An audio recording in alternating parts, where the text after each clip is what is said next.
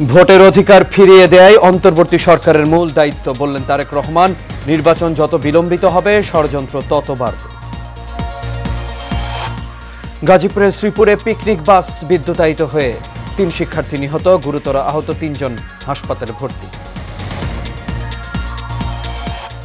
এবং এন্টিগা টেস্টের প্রথম দিনে তাসকিন মিরাজের কল্যাণে স্বাগতিকদের ৫ উইকেট তুলে নিল বাংলাদেশ। ওয়েস্ট ইন্ডিজের সংগ্রহ ২৫০ রান।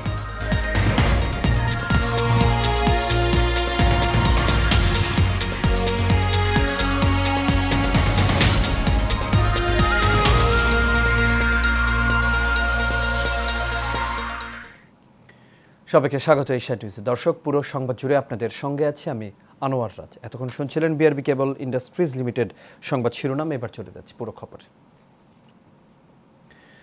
নির্বাচিত সরকারি দেশের প্রকৃত সংস্কার করতে পারে বলে মন্তব্য করেছেন বিএনপির ভারপ্রাপ্ত চেয়ারম্যান তারেক রহমান।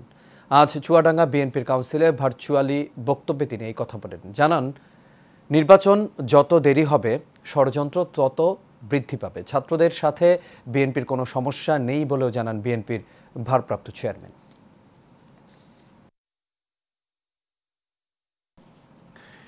শেখ হাসিনা জোর করে ক্ষমতায় থাকতে নিরপরাধ শিশু কিশোর তরুণ কাউকেই ছাড় দেয়নি বলে মন্তব্য করেছেন বিএনপির সিনিয়র যুগ্ম মহাসচিব রুহুল কবির রিজভী। সকালে আমরা বিএনপি পরিবারের পক্ষ থেকে বৈষম্য বিরোধী ছাত্র আন্দোলনে শহীদ শিক্ষার্থী গোলাম নাফিজের পরিবারের সাথে দেখা এবং আর্থিক অনুদান প্রদান করে এই মন্তব্য করেন তিনি। এ সময় তিনি জানান, আওয়ামী লীগ বরাবর মানুষের গলা টিপে ধরে এক পরিবারের রাজত্ব কায়েম করেছিল। রিজভী জানান, পাঠ্য বই থেকে শুরু করে সবখানে শেখ মুজিবের কথা তুলে ধরে দেশ গঠনে সবার অবদানের কথা অস্বীকার করা হয়েছে। এ সময় তিনি আরও বলেন, নাফিজদের আত্মত্যাগ বৃথা যেতে দেয়া হবে না। মানুষের ন্যায্য অধিকার প্রতিষ্ঠায় গণতান্ত্রিক বাংলাদেশ গড়ে তোলা হবে। জমিদারি করতে গিয়েই তারা গোটা দেশকে একেবারে জাহান্নামের দ্বার প্রান্তে তারা টেনে নিয়ে গিয়েছিল। আর যখন যার ইচ্ছা নিজেদের লোক, নিজেদের পরিবার পরিজন, আত্মীয় স্বজন সবকে বিদেশে যাতে দীর্ঘদিন যুগের পর যে প্রজন্মের পর প্রজন্ম যাতে সুখে থাকতে পারে, তাই বাংলাদেশ ব্যাংক থেকে শুরু করে অধিকাংশ সরকারি ব্যাংক লুট করার সুযোগ। রাষ্ট্রকাঠামো মেরামতের ৩১ দফা জনসম্পৃক্তি প্রশিক্ষণ কর্মশালার উদ্বোধন করা হয়েছে। সকাল ৯টা থেকে বিকেল ৫টা পর্যন্ত রাজশাহী জেলা পরিষদ মিলনায়তনে এই কর্মশালার আয়োজন করা হয়। এ সময় বিএনপি জাতীয় নির্বাহী কমিটির রাজশাহী বিভাগীয় সাংগঠনিক সম্পাদক সৈয়দ শাহিন শওকতের সভাপতিত্বে ভার্চুয়ালি প্রধান অতিথি হিসেবে যোগ দিবেন বিএনপির ভারপ্রাপ্ত চেয়ারম্যান তারেক রহমান। এছাড়াও আরও উপস্থিত থাকবেন বিএনপি চেয়ারপারসনের উপদেষ্টা মিজানুর রহমান মেনু, বিএনপি চেয়ারপারসনের উপদেষ্টা আব্দুস সালাম সহ কেন্দ্রীয় বিএনপির নেতাকর্মীরা।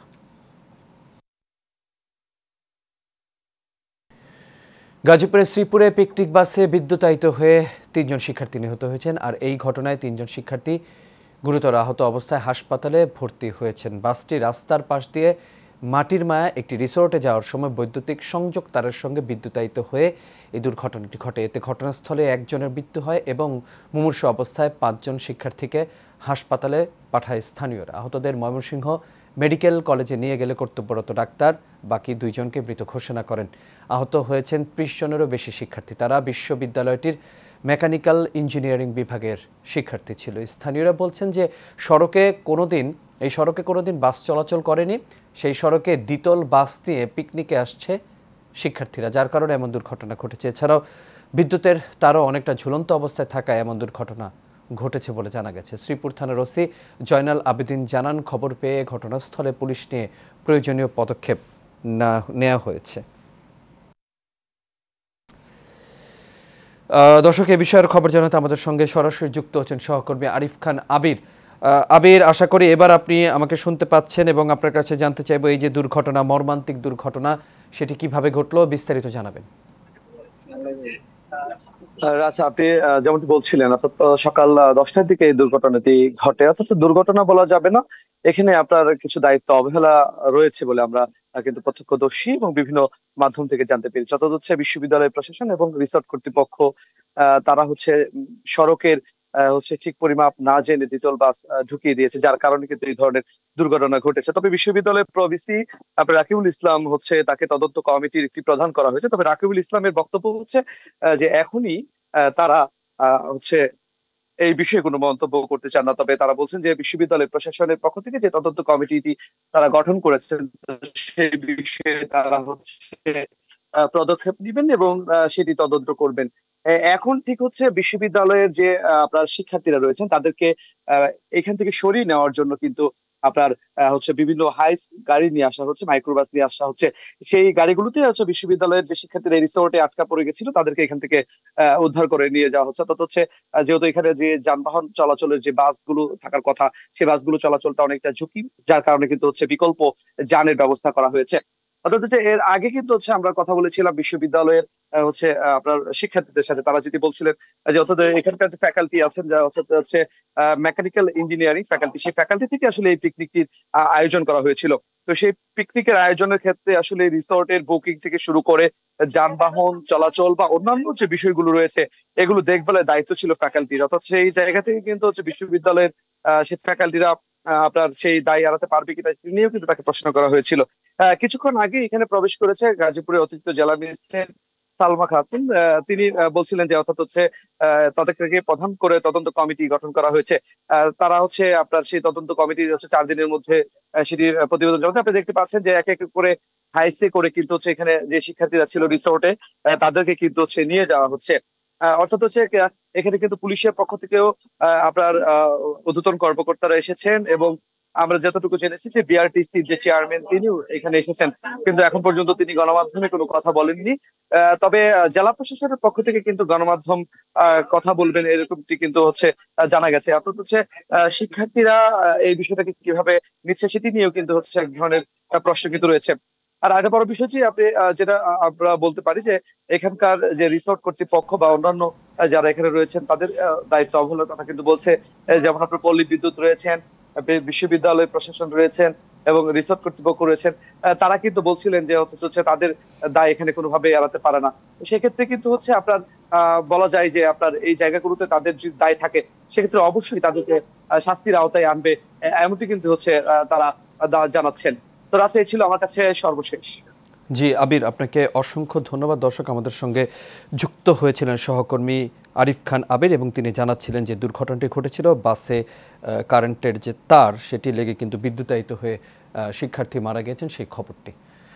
দর্শক, চলে আছি পরবর্তী খবরে। তরুণদের উদ্যোক্তা হিসেবে গড়ে তুলতে IWF এর উদ্যোগে বাংলাদেশ চীনমৈত্রী সম্মেলন কেন্দ্রে দ্বিবার্ষিক কাউন্সিল 2024 অনুষ্ঠিত হয়। মোহাম্মদ শহীদুল ইসলামের সভাপতিত্বে প্রধান অতিথির বক্তব্যে অর্থনীতিবিদ অধ্যাপক আবু আহমেদ বলেন, সমৃদ্ধ বাংলাদেশ করতে নতুন উদ্যোক্তাদের এগিয়ে আসতে হবে। সম্মেলন থেকে সিন্ডিকেট ভেঙে বাজার দর সহনীয় পর্যায়ে নিয়ে আসা সহ 6টি দাবি পেশ করা হয় অন্তর্বর্তীকালীন সরকারের কাছে।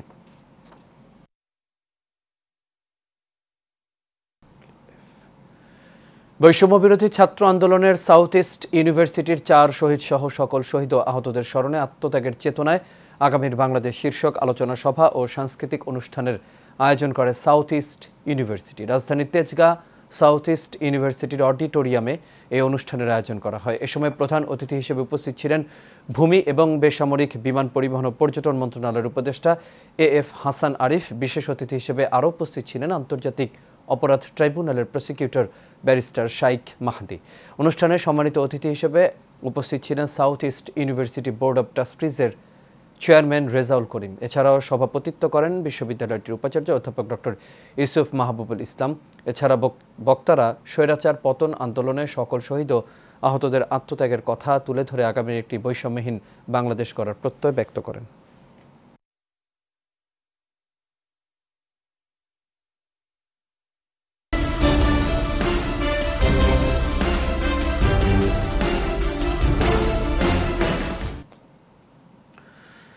নাটোরের বড়াই গ্রামে উজ্জ্বল কুমার মণ্ডল নামে এক আওয়ামী লীগ কর্মীকে বেধড়ক পেটানোর একটি ভিডিও সামাজিক যোগাযোগ মাধ্যমে ভাইরাল হয়েছে।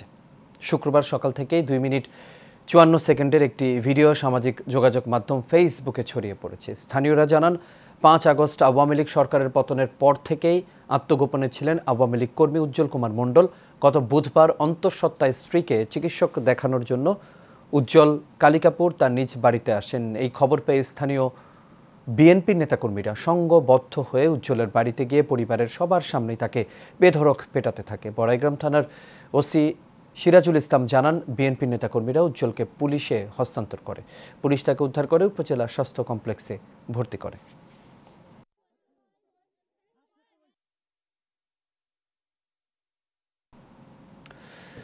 কক্সবাজার শহরে মাদকের টাকা না দেয়ায় মাকে হত্যার পর থানায় আত্মসমর্পণ করেছে ছেলে। কক্সবাজার সদর থানার ভারপ্রাপ্ত কর্মকর্তা ইলিয়াস খান জানান, শুক্রবার দিবাগত রাত 2:30টায় আবিদ তার নিজ মাকে হত্যা করেছে বলে থানায় এসে আত্মসমর্পণ করেন।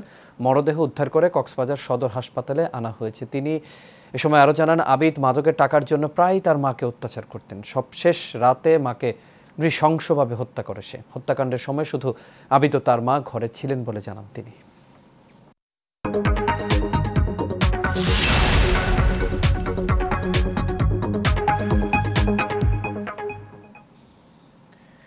এবার এক্সিম ব্যাংক বাণিজ্য সংবাদ। গাইবান্ধার গোবিন্দগঞ্জে একমাত্র শিল্প কারখানা রংপুর সুগার মিলে। একসময় এই মিলের আওতায় 10,000-এর বেশি কৃষক আখ চাষ করে তাদের জীবিকা অর্জন করতেন, কিন্তু প্রায় 5 বছর ধরে আখ মারাই কার্যক্রম বন্ধ। তাই আখের রস থেকে গুড় তৈরি করে জীবিকা নির্বাহ করছেন কাজ হারানো শ্রমিক ও কৃষকরা। গাইবান্ধার গোবিন্দগঞ্জ থেকে মাহমুদ খানের পাঠানো তথ্য ও ছবিতে আরও জানাচ্ছেন শেখ ফাহিম। রংপুর সুগার মিল বন্ধ হয়ে পড়ে আছে দীর্ঘদিন। জেলার একমাত্র শিল্প কারখানাটি বন্ধ হয়ে যাওয়ায় বেকার হয়ে পড়েন অনেক শ্রমিক ও কৃষক। আর অযত্ন ও অবহেলায় নষ্ট হচ্ছে এই কারখানার মূল্যবান যন্ত্রপাতি। তবে বাজারে আখের গুড়ের চাহিদা থাকায় বিকল্প কর্মসংস্থান করে নিয়েছেন আখ চাষি, শ্রমিক ও কারিগররা। স্যালো মেশিন দিয়ে আখ মারাই করে রস বের করেন কারিগররা। এরপর তা জাল দিয়ে তৈরি করা হয় গুড়। চাহিদা থাকায় আখের আবাদ করা কৃষক এবং গুড়ের কারিগররা ভালো লাভ পাচ্ছেন, তাই অনেকেই আসছেন এই পেশায়। 1.5 বিঘা মাটি কুশাল লাগাই, আমি এখন মিলে দেওয়ার কোনো পজিশন পাই না। মিলটা নষ্ট হওয়ার কারণে আমরা এটা নিজেই গাছে মারাই করে গুড় বের করে বাজারে বিক্রি করে ইনশাআল্লাহ জীবিকা নির্বাহ হয়। আখ চাষে কৃষকদের সব ধরনের সহযোগিতা দেওয়ার আশ্বাস দিয়েছেন উপজেলা কৃষি বিভাগ। আমাদের এখানে রংপুর চিনিকলটা বন্ধ আছে, সেই ক্ষেত্রে কিছু কিছু আখ চাষি জয়পুরহাট সুগার মিলে আখ পাঠাচ্ছে, আর যারা পাঠাচ্ছে না তাদেরকে আমরা উদ্বুদ্ধ করতেছি। যেহেতু আমাদের এখানে বাজারে গুড়ের চাহিদা আছে, তাদেরকে গুড় তৈরিতে আমরা উদ্বুদ্ধ করতেছি। এবছর গাইবান্ধার গোবিন্দগঞ্জে 103 হেক্টর জমিতে আখ চাষ করা হয়েছে। Sheikh Fahim, Asian television. Bangladesh centre for governance and development ও ঢাকা ইন্টারন্যাশনাল ইউনিভার্সিটির যৌথ উদ্যোগে আয়োজিত সংবিধান সংস্কার বিষয়ক গোলটেবিল আলোচনার দ্বিতীয় পর্ব সকালে রাজধানীর 6 সিজনস হোটেলে হেমন্ত অনুষ্ঠিত হয়েছে। আওয়ামী লীগ সরকারের পতনের পর পরবর্তীত পরিস্থিতিতে সমৃদ্ধ, গণতান্ত্রিক ও টেকসই বাংলাদেশ বিনির্মাণের লক্ষ্যে অন্তর্বর্তীকালীন সরকারের সংবিধান সংস্কার ও চ্যালেঞ্জিং ইস্যু সমূহ নিয়ে আলোচনা সভার দ্বিতীয় পর্বে উপস্থিত ছিলেন barrister Rumin Farhana, professor doctor lieutenant colonel Nazmul Ahsan Kalimullah, Bangladesh সমাজতান্ত্রিক দলের সাধারণ সম্পাদক রাজিকুজ্জামান রতন, এনডিএম-এর প্রতিষ্ঠাতা ববি হাজ্জাজ সহ চিকিৎসক ও রাজনীতিবিদ, দেশবরেণ্য ব্যক্তিবর্গরা উপস্থিত ছিলেন। আলোচনা শেষে প্রশ্নোত্তর পর্বে অংশগ্রহণ করেন সাংবাদিক সহ ঢাকা ইন্টারন্যাশনাল ইউনিভার্সিটির বিভিন্ন বিভাগের শিক্ষার্থীবৃন্দ। রেনকন মোটরস এবং ক্র্যাক প্লাটুন চার্জিং সলিউশনের মধ্যে একটি দ্বিপাক্ষিক চুক্তি সম্পন্ন হয়েছে। এর ফলে মার্সিডিজ বেঞ্চের ইলেকট্রিক গাড়ির নিরবিচ্ছিন্ন চার্জিং সলিউশন পাবে গ্রাহক। চুক্তি অনুযায়ী ক্র্যাক প্লাটুন চার্জিং সলিউশন এখন থেকে মার্সিডিজ বেঞ্চের ইলেকট্রিক গাড়ির চার্জিং সলিউশন রক্ষণাবেক্ষণের সকল দায়িত্ব পালন করবে। বর্তমানে দুটি প্রতিষ্ঠানের অধীনে দেশ জুড়ে 20টি এসি চার্জার রয়েছে, যার মাধ্যমে যে কোনো মডেলের ইলেকট্রিক গাড়ির চার্জ দেওয়ার সুযোগ রয়েছে এবং 2025-এর জানুয়ারি মাসের মধ্যে আরও 10টি দ্রুতগতির ডিসি চার্জার সংযুক্ত করা হবে। অর্গানিক পণ্য উৎপাদনে অবদান রাখা বাংলাদেশের অন্যতম প্রতিষ্ঠান ওয়েলনেস নিউট্রিশন লিমিটেডের 5ম প্রতিষ্ঠাবার্ষিকী উদযাপিত হয়েছে। প্রতিষ্ঠাবার্ষিকী উদযাপন উপলক্ষে রাজধানীর বিশ্ব সাহিত্য কেন্দ্রে নানান আয়োজন সহ বিশেষ অনুষ্ঠানের আয়োজন করা হয়। এ সময় অনুষ্ঠানে প্রধান অতিথি হিসেবে উপস্থিত ছিলেন ডায়াবেটিস ভালো হয় এর প্রবর্তক ও উক্ত প্রতিষ্ঠানের ব্যবস্থাপনা পরিচালক বিশিষ্ট পুষ্টিবিদ মোহাম্মদ সোলাইমান হোসেন। এ সময় বিশেষ অতিথি হিসেবে আরও উপস্থিত ছিলেন প্রতিষ্ঠানটির প্রতিষ্ঠাতা পরিচালক ও প্রধান নির্বাহী কর্মকর্তা মোসাম্মদ আরজিনা পারভিন রিতা, সহ প্রতিষ্ঠাতা ও নির্বাহী পরিচালক অ্যাডভোকেট গিয়াসউদ্দিন এবং বিভিন্ন আমন্ত্রিত অতিথি সহ ওয়েলনেস নিউট্রিশনের কর্মকর্তা ও কর্মচারীরা। এ সময় প্রতিষ্ঠানটি গত 5 বছর ধরে ডায়াবেটিস ভালো হয় শীর্ষক পরামর্শ ও পণ্য নিয়ে সফলতার সাথে কাজ করে যাচ্ছে। প্রত্যেকের কাছে অ্যান্ড্রয়েড ফোন রয়েছে, আপনারা জেনে নিতে পারবেন। আমি হচ্ছে তরুণ গুরুই আপনি বলতে পারেন। Bangladesh institute of journalism and electronic media BJM থেকে সনদ পেলেন দৈনিক বাংলা কাগজের নির্বাহী সম্পাদক ও দৈনিক রূপালী বাংলাদেশের স্পেশাল করেসপন্ডেন্ট মোহাম্মদ আফজাল হোসেন। শুক্রবার BJM-এর প্রধান কার্যালয়ে সনদ বিতরণী অনুষ্ঠানে BJM-এর এক্সিকিউটিভ ডিরেক্টর মাসুম খানের হাত থেকে এই সনদ গ্রহণ করেন তিনি। এই সময় তিনি সাংবাদিকতা নিয়ে নানান তথ্য তুলে ধরেন এবং BJM-এর সফলতা কামনা করেন।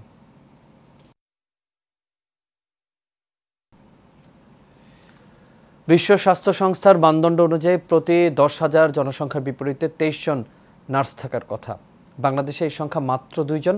মহৎ পেশা বলতে যে কাজগুলি বোঝায় নার্সিং তার মধ্যে অন্যতম। রাজধানীতে আলমানার নার্সিং কলেজের নাম পরিবর্তন অনুষ্ঠানে অতিথিরা এসব তথ্য তুলে ধরেন। কলেজ অধ্যক্ষ অধ্যাপক ডক্টর মোহাম্মদ মফিজুল্লাহর সভাপতিত্বে অনুষ্ঠানের প্রধান অতিথি ছিলেন অধ্যাপক doctor MA Azad Chowdhury, chairman Al Manan nursing কলেজের বিশেষ অতিথি AK আল মাহমুদ, ব্যবস্থাপনা পরিচালক আল মানার হাসপাতাল।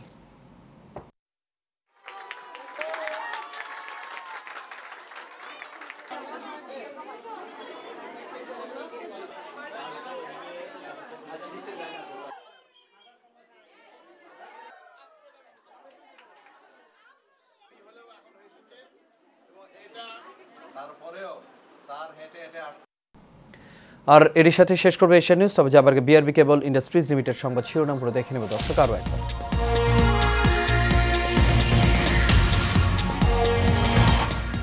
ভোটের অধিকার ফিরিয়ে দেয় অন্তর্বর্তী সরকারের মূল দায়িত্ব বললেন তারেক রহমান। নির্বাচন যত বিলম্বিত হবে ষড়যন্ত্র তত বাড়বে। গাজীপুরের শ্রীপুরে পিকনিক বাস বিদ্যুতায়িত হয়ে 3 শিক্ষার্থী নিহত, গুরুতর আহত 3 জন হাসপাতালে ভর্তি। এবং এন্টিগা টেস্টের প্রথম দিনে তাসকিন মিরাজের কল্যাণে স্বাগতিকদের 5 উইকেট তুলে নিল বাংলাদেশ। ওয়েস্ট ইন্ডিজের সংগ্রহ 250 রান।